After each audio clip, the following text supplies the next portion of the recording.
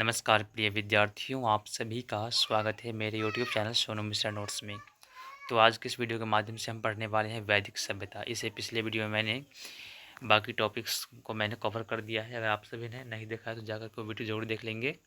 और ये हर serial bye हम करेंगे, है ना। सीरियल बाय हम प्रत्येक टॉपिक को मैं कवर करूँगा, तो आप सभी ज़रूर देखेंगे वीडियो को। तो आज हम पढ़ेंगे वैदिक सभ्यता। चलिए देखते हैं। तो आप सभी को हम बतला दें कि वैदिक सभ्यता को दो भागों में बांटा गया है ना। वैदिक सभ्यता को दो भागों में बांटा गया है। पूर्व वैदिक काल, जैसे हम ऋग वैदिक काल भी बोलते हैं, और उत्तर वैदिक काल, है ना। तो ऋग वैदिक काल और उत्तर वैदिक काल, है ना। वैदिक सभ्यता को दो भाग में बांटा गया है। तो पूर्व वैदिक काल या ऋग वैदिक काल का समय अगर हम देखें तो इसका समय जो है 1500 BC से 1000 BC, है ना। यानी कि 1500 ईसा पूर्व से 1000 ईसा पूर्व तक का समय है। और वहीं हम उत्तर वैदिक काल का बात करें अगर हम, तो इसका जो समय है वो है 1000 ईसा पूर्व से 600 ईसा पूर्व तक। ठीक है। अब देखेंगे हम कि वैदिक सभ्यता का निर्माण किसने किया था, है ना। वैदिक सभ्यता का निर्माण किसने किया, तो इसका निर्माण आर्यों ने किया था, है ना। कि आर्य जो लोग थे उन्होंने इसका निर्माण किया। हम पढ़ेंगे ऋग वैदिक काल में पढ़ेंगे हम, है ना। विभिन्न टॉपिक के बारे में जानते हैं। पहले हम इसके उत्तर वैदिक काल में किया गया परिणाम को। तो उत्तर वैदिक काल में लोहे का उपयोग हम पढ़ेंगे। कब हुआ था, तो 1000 से 600 ईसा पूर्व के बीच हुआ था लोहे का उपयोग, है ना। और इसका साक्ष्य जो हमें मिला है, कहाँ से मिला है, तो अंतरजिखीरा यानी उत्तर प्रदेश से हमें मिला है। ठीक है ना। और इसी में हम पढ़ेंगे उत्तर वैदिक काल में महाजनपदों का उदय भी हम पढ़ेंगे, जिसमें बौद्ध धर्म जैन धर्म का विकास हुआ है, तो इसके बारे में पढ़ेंगे। और ऋग वैदिक काल में पढ़ेंगे हम वेद के बारे में, उपनिषद, आरण्यक, है ना, पुराण, ये सभी हम पढ़ेंगे। तो पहले हम देखेंगे कि आर्यों का आगमन स्थल, यानी कि आर्य का आगमन आखिर हुआ तो कहाँ से हुआ। इन्होंने वैदिक सभ्यता का निर्माण तो किया, लेकिन ये आए कहाँ से, है ना। तो सबसे पहले जानेंगे हम कि आर्य शब्द का जो अर्थ है, उसका अर्थ है श्रेष्ठ या कुलीन, है ना। यानी कि वह श्रेष्ठ व्यक्ति या कुलीन व्यक्ति जो आर्य का पद धारण करता है ना। तो आर्य शब्द का सबसे पहले प्रयोग किसने किया था, तो 1853 में मैक्स मूलर ने किया था, है ना। आर्य शब्द का सबसे पहला प्रयोग किसने किया था, तो 1853 में मैक्स मूलर ने किया था। आर्य का अर्थ है श्रेष्ठ या कुलीन, जो मैंने आपको पहले बता दिया है। आर्य ने इस व्यवस्था को जन्म दिया था, है ना। आर्य ने इस व्यवस्था को जन्म दिया था। मैक्स मूलर, देखिए अब हम जानेंगे कि ये आर्य कहाँ से आए, इसके बारे में विभिन्न लोगों का मत क्या है ना, उसके बारे में जानेंगे हम। तो आर्य मध्य एशिया से आए, ये कहना था मैक्स मूलर का। ठीक है। एडवर्ड मेयर का कहना था कि नहीं, आर्य जो कि पामीर का पठार से आए हुए हैं। वहीं फेनका हट जो थे, वो कहा कि नहीं, आर्य जो कि जर्मनी से आए हैं। दयानंद सरस्वती माने हैं कि ये तिब्बत से आए हैं, जबकि गर्ल्स ने भी माने हैं, और तिलक ने माना है कि उत्तरी ध्रुव से ये आए हैं। लेकिन आप सभी को बता दें कि सर्वमान्य जो है वो है मैक्स मूलर, यानी कि मैक्स मूलर के जो मतलब कि मैक्स मूलर ने जो कहा है कि ये मध्य एशिया से आए हैं आर्य, तो इन्हीं के मत को रखा गया है और इन्हीं को हम लोग जानते हैं, है ना। तो आप सभी याद रखेंगे कि सर्वमान्य जो है वो है मैक्स मूलर के द्वारा जो माना गया है कि आर्य मध्य एशिया से आए हैं, तो यही मान्य है। ठीक है। इसके बाद देखेंगे हम कि आर्यों का पंचजन, है ना। आर्य जो कि 5 भाग में बटे हुए थे, राष्ट्र, जन, विष, ग्राम और कुल, है ना।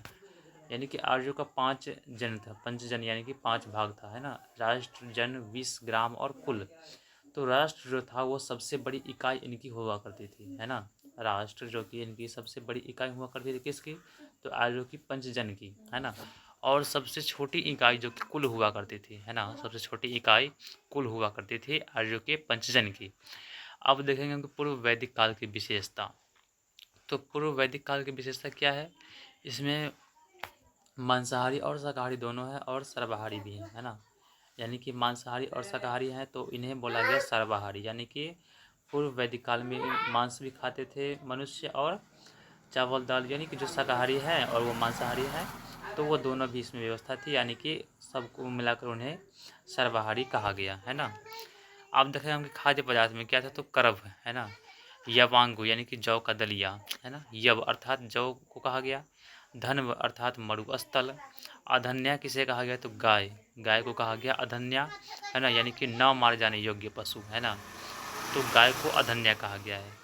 और पारावत समुद्र, पारावत किसे कहा गया, तो समुद्र को कहा गया है। वेकनाट किसे कहा, तो सूदखोर को कहा गया है। उर्वरा यानी कि कृषि भूमि, है ना, जिसपे हम विभिन्न अन्न उपज करते हैं, है ना। सूरा या सोमरस किसे कहा गया, तो पवित्र पे त्याज्य पदार्थों कहा गया। वाप्ता तो किसे कहा गया, तो नाई को कहा गया। वस्त्र किसे कहा गया, तो सूती और ऊनी वस्त्र को मृगचर्म, है ना। भाषा इनकी संस्कृत हुआ करती थी, किसकी, तो आर्यों की भाषा संस्कृत हुआ करती थी, है ना।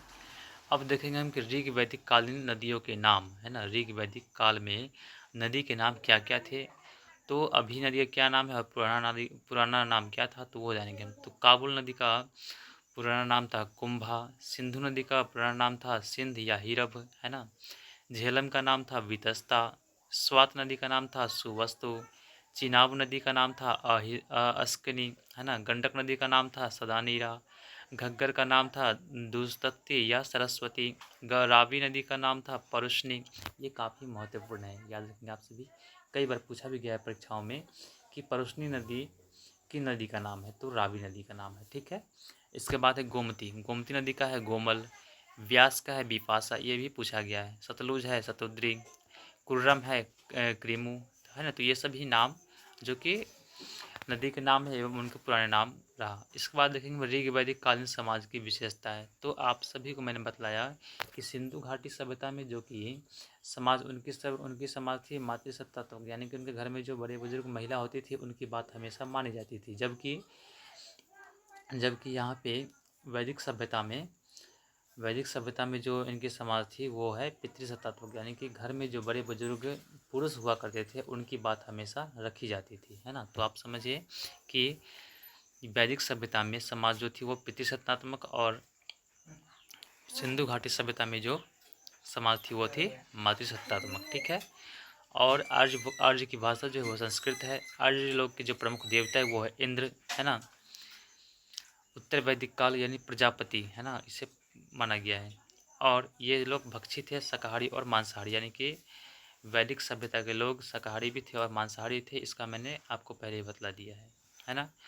और एक बात और जाने कि आर्यों का जो प्रमुख देवता थे इंद्र, तो इसका साक्ष्य में कहाँ से मिला है, तो बोगाज कोई अभिलेख से मिला है जो कि तुर्की से, है ना। और कस्सी अभिलेख ईरान से मिला है, यानी कि इसका प्रमाण हमें दो जगह से मिला है। कहाँ कहाँ से, बोगाज कोई अभिलेख जो तुर्की का है, और कस्सी अभिलेख जो ईरान से, इसका हमें साक्ष्य मिला है कि ये लोग आर्य लोग इंद्र की पूजा करते हैं, ठीक है। इसके बाद देखेंगे हम कि वैदिक काल के प्रमुख चार देवता कौन कौन से हैं। तो वैदिक काल के प्रमुख चार देवता हैं इंद्र, वरुण, मित्र और नासत्य, है ना। इंद्र, वरुण, मित्र और नासत्य।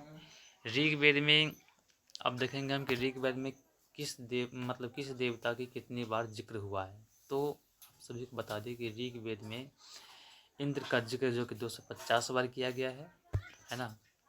अग्नि का 200 बार किया गया है, विष्णु का 100 बार किया गया है, शिव का 3 बार किया गया है, सिंधु नदी का 55 बार किया गया है, यमुना को 3 बार किया गया है, गंगा नदी को 1 बार किया गया, और सरस्वती नदी को 50 बार किया गया। और सबसे महत्वपूर्ण कि वैदिक सभ्यता में सबसे पवित्र नदी, है ना, सरस्वती नदी को माना गया। ये काफ़ी महत्वपूर्ण है, आप सभी याद रखेंगे कि वैदिक सभ्यता में सबसे महत्वपूर्ण नदी किसे कहा गया है, तो सरस्वती नदी को कहा गया है, और जिसका उल्लेख 50 बार किया गया है। गंगा नदी को 1 बार, यमुना नदी को 3 बार, सिंधु नदी को 55 बार, है ना, शिव को 3 बार, विष्णु को 100 बार, और अग्नि को 200 बार, और इंद्र को 250 बार ठीक किया गया है इसका उच्चारण, ठीक है ना। अब देखेंगे हम वैदिक साहित्य, है ना। वैदिक साहित्य में पढ़ेंगे हम उपनिषद, वेदांत, है ना, जिसकी संख्या है 108। उपनिषद की संख्या कितनी है, 108, जिसमें 4 है सिर्फ गद्य है, 2 सिर्फ गद्य है ना, और 102 जो है वो सिर्फ पद है। यानी कि गद्य का मतलब हो गया, गद्य का मतलब क्या, कहानी, और पद का मतलब हो गया कविता, है ना। तो गद्य में है सिर्फ गद्य है, कठिस, श्वेतांबर, मैत्रेयणी, है ना, ये 4 है। 2 में है गद्य जिसमें पद प्रश्न केन है, और 102 है वो सिर्फ पद यानी कि सिर्फ कविता के रूप में रचा किया गया है। इसके बाद देखेंगे हम कि लिखने का क्रम क्या है। तो लिखने का क्रम जो है वो है पहले वेद, फिर ब्राह्मण, फिर आरण्यक, फिर और उपनिषद, है ना। सबसे बड़ा उपनिषद आप सब याद रखेंगे कि सबसे बड़ा उपनिषद जो है वो है बृहदारण्यक उपनिषद, है ना। सबसे बड़ा उपनिषद बृहदारण्यक उपनिषद, और सबसे छोटा उपनिषद जो है वो है मांडुक्योपनिषद। देखिए ध्यान रखें आप सभी कि मुंडक उपनिषद अलग होता है जबकि मांडुक्य उपनिषद अलग होता है। तो सबसे छोटा उपनिषद जो है वो है मांडुक्य उपनिषद। आगे हम पढ़ेंगे इसके बारे में। फिलहाल देखें कि सबसे बड़ा उपनिषद जो है वो है बृहदारण्यक उपनिषद, है ना। और याज्ञवल्क्य गार्गी के संवाद मैत्रेयी, है ना। बृहदारण्यक उपनिषद में क्या किया गया है, तो याज्ञवल्क्य प्लस गार्गी के संवाद, मैत्रेयी का संवाद इसमें वर्णन किया गया है। तमसो माँ ज्योतिर्गमय किसमें है, तो बृहदारण्यक उपनिषद में है। याद रखेंगे आप सभी कि बृहदारण्यक उपनिषद में तमसो माँ ज्योतिर्गमय इसी में है। ओम शब्द का उल्लेख भी है बृहदारण्यक उपनिषद में, है ना। इसके बाद देखेंगे हम सबसे छोटा उपनिषद वो है मांडुक्य उपनिषद, जो मैंने आपको पहले बता दिया है ना। इसके बाद मुंडक उपनिषद से लिया गया सत्यमेव जयते, काफ़ी महत्वपूर्ण है एग्जाम की दृष्टि से। मुंडक उपनिषद से लिया गया सत्यमेव जयते। कठोपनिषद से लिया गया यम नचिकेता संवाद। यम नचिकेता संवाद जिसमें यह नचिकेता के पिता होते हैं महर्षि वाजश्रवा, और नचिकेता होता है तो उसमें अश्वमेघ यज्ञ होता है ना। तो उसमें मतलब दान देने की बात किया गया, ये सब वर्णन किया गया है। तो आप शायद पढ़े होंगे तो आपको जानकारी इस विषय में होगा। और ये नचिकेता जो होता है यमराज के द्वार पे पहुंचता है और अपने मतलब मृत्यु के लिए पहुंच जाता है। तो इसके मतलब कि यमराज समझाते हैं, मतलब वर्णन किया बहुत अच्छा से, कहानी पढ़िएगा तो मजा आ जाएगा। तो इस प्रकार वर्णन किया गया है। तो ये मतलब कि कहानी का सारांश कहाँ से लिया गया है, तो कठोपनिषद से। इसका संवाद जो है कठोपनिषद से लिया गया है। अब देखेंगे हम संस्कार। तो संस्कार 16 है। गर्भाधान संस्कार जिसमें स्त्री पुरुष संबंध यानी कि वंश वृद्धि हेतु बनाया गया है। पुंसवन संस्कार उत्तम यानी कि उत्तम, है ना। जात कर्म में मतलब कि शहद घी छुटाया जाता है, है ना। इसके बाद नामकरण संस्कार, इसमें नाम बच्चे का रखा जाता है। निष्क्रमण संस्कार जिसमें सूर्य चंद्रमा के दर्शन करवाए जाते हैं। अन्नप्राशन संस्कार जिसमें अन्न खिलाया जाता है 6 महीने के बाद। इसके बाद चूड़ाकर्म संस्कार जिसमें मुंडन किया जाता है। कर्णभेदन यानी कि कान छेदना। यज्ञ पवित्र संस्कार जिसमें जनेऊ उपनयन किया जाता है। समावर्तन अंत्येष्टि, इस प्रकार अंत्येष्टि संस्कार जो है जिसमें मृत्यु के समय किया जाता है। तो इस प्रकार मानव जीवन में 16 संस्कार है, सभी का वर्णन किया गया है, ठीक है। इसके बाद देखेंगे आर्यों की सभ्यता में कर्म के आधार पर, है ना। आर्यों की सभ्यता ऐसी थी जो कर्म के आधार पर इन्हें माना गया है। जैसे जाति व्यवस्था, है ना, पर्दा प्रथा, बाल विवाह, छुआछूत, है ना। तो जाति व्यवस्था में पढ़ेंगे हम ब्राह्मण। ब्राह्मण का कर्म था शिक्षा लेना और शिक्षा देना। वैश्य का काम था व्यापार करना। क्षत्रिय का काम था रक्षा करना। शूद्र का काम था कारीगर। मैं आप सभी को एक बहुत महत्वपूर्ण बात बतलाने जा रहा हूँ कि आर्यों की सभ्यता में जो मतलब कि व्यक्ति होता था वो कर्म के आधार पर होता था। जैसे कि अगर आपको हम बतला दें कि वो भले ही शूद्र हो, लेकिन अगर वो शिक्षा में अगर अपनी रुचि रखता हो, ज्ञान उसके पास अगर ज़्यादा हो, तो वो भी ब्राह्मण माना जा सकता था। क्योंकि शिक्षा का अधिकार, ब्राह्मण का जो कर्म था वो कर्म के आधार पर इन्हें ब्राह्मण माना गया था। ना कि अब कोई ब्राह्मण है वो मतलब कि गलत काम करे तो उसे भी ब्राह्मण कहा जाता था, ऐसा नहीं था। लेकिन हम अगर अभी देखें तो अभी जो है जाति व्यवस्था, यानी कि अभी घर में अगर कोई ब्राह्मण है तो ब्राह्मण घर में अगर जन्म ले लिया तो वो ब्राह्मण बच्चा होगा, चाहे वो दारू पिए, मांस खाए या कुछ भी हो जाए, लेकिन वो ब्राह्मण कहलाएगा। लेकिन आज के लोग में ऐसा मतलब आर्य सभ्यता में, वैदिक सभ्यता में ऐसा मतलब सिस्टम नहीं था। उसमें था कर्म के आधार पर, यानी कि अगर शूद्र भी हैं, अगर वो अच्छे कर्म करेंगे, पूजा पाठ करेंगे और मतलब अच्छे ज्ञान देंगे तो वो भी ब्राह्मण हुआ करते थे। और तो इस प्रकार वर्णन किया गया है ना। तो आप समझने का प्रयास करें। तो अभी जो है हम लोग अभी जो वर्तमान में है वो जाति व्यवस्था के आधार पे है ना। इसके बाद हम ऋग्वेद, है ना। इसके बाद हम पढ़ेंगे क्या, ऋग्वेद। आर्यों की सभ्यता में जो जाति व्यवस्था थी, है ना, पर्दा प्रथा, बाल विवाह, छुआछूत, ये सब, है ना। इसके बाद हम पढ़ेंगे ऋग्वेद के बारे में। वेद को कितने भाग में बांटा गया है, तो वेद 4 भाग में बांटा गया है। कौन कौन, तो ऋग्वेद, यजुर्वेद, सामवेद और अथर्ववेद, ठीक है ना। तो सबसे पहले पढ़ेंगे हम ऋग्वेद के बारे में, जिसके संकलन करता है वेद व्यास, है ना। श्री कृष्ण द्वैपायन वेद व्यास मैं आप सभी को बताना चाहूँगा कि ऋग्वेद की संकलन करता है, यानी कि इन्होंने सभी टॉपिक को इन्होंने एकत्रित किया है, इसलिए संकलन करता है। वेदों का रचयिता, यानी कि वेद को आज तक किसी ने रचा नहीं है ना। याद रखेंगे आप सभी कि वेदों की आज तक रचना किसी ने किया नहीं है, जबकि ये संकलन किया है, यानी कि सभी को एकत्रित किया है इन्होंने, इसलिए इन्हें कहा गया है संकलन करता। तो ये संकलन करता है ये कृष्ण द्वैपायन वेद व्यास। ऋग्वेद में 10 मंडल है, 8 अष्टक है ना। इसके बाद 1028 सूक्त है और 10,462 ऋचाएँ हैं। तो ये सभी हम अगले वीडियो में हम आप सभी को अच्छे से समझाएंगे। वेद है ना, ब्राह्मण, आरण्यक, ये सभी हम आप सभी को बताएंगे विस्तार रूप से। तो आज की वीडियो में बस इतना ही, मिलते हैं अगले वीडियो में। अगर आप सभी को मेरी वीडियो पसंद आए वीडियो को लाइक कर देंगे, चैनल को पहली बार सब्सक्राइब कर लेंगे, और नोट्स पाने के लिए अगर आप नोट्स पाना चाहते हैं तो कमेंट बॉक्स में मैसेज करेंगे, वहाँ से आपको हम नोट्स प्रोवाइड करने के लिए बताएंगे। ठीक है, धन्यवाद।